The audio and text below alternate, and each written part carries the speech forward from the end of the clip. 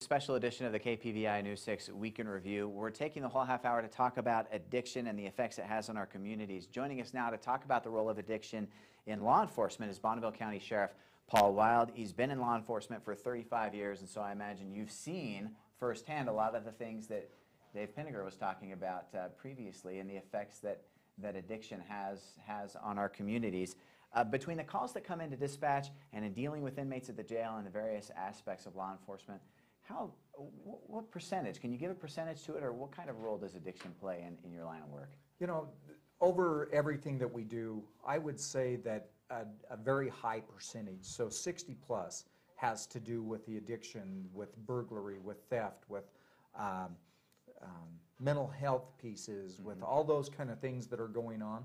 And so, you know, it's tough to put it because it doesn't always come out that that's what's causing the problem. But that piece about lying and all those kind of things, you can hide those things for quite a while. Yeah. So at least 60%, probably higher than that, really. How do you deal with inmates then at the jail? Because I imagine there could be withdrawals or some other complications from addiction. How do you and your staff, you know, handle that? Because I imagine that can be difficult.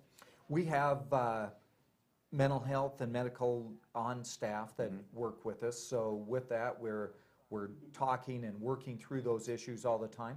We want to make sure that we are addressing those needs. There's a lot of things going on as they're coming off those drugs and everything, so we're having to watch them. We're trying to make sure that they're in a safe environment, but those things are always there.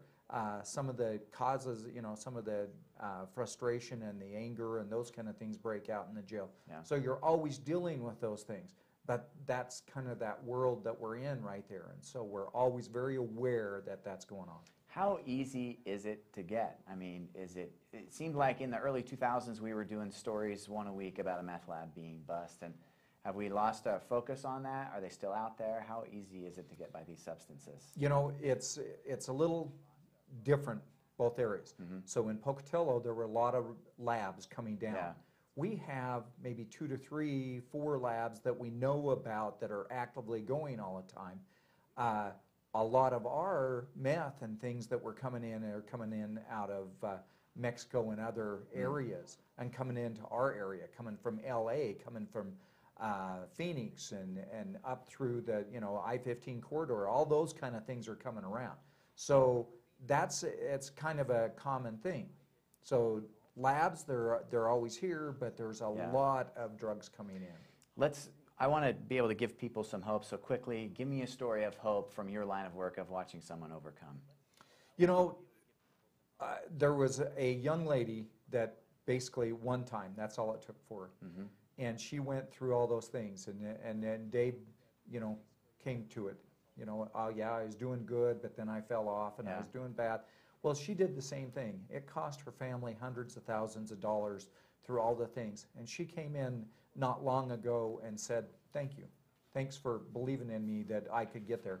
And that's a great thing. Yeah, it can be rewarding. A lot of people that we see coming from the jail that, you know, they were down low, but they came back and they're working their way back. They'll still suffer from that. Addiction is not something that goes away. It will always be there, and so they're always fighting that evil. All right. Well, we appreciate your time and appreciate your good work in dealing with this complicated issue. Thank you, Sheriff.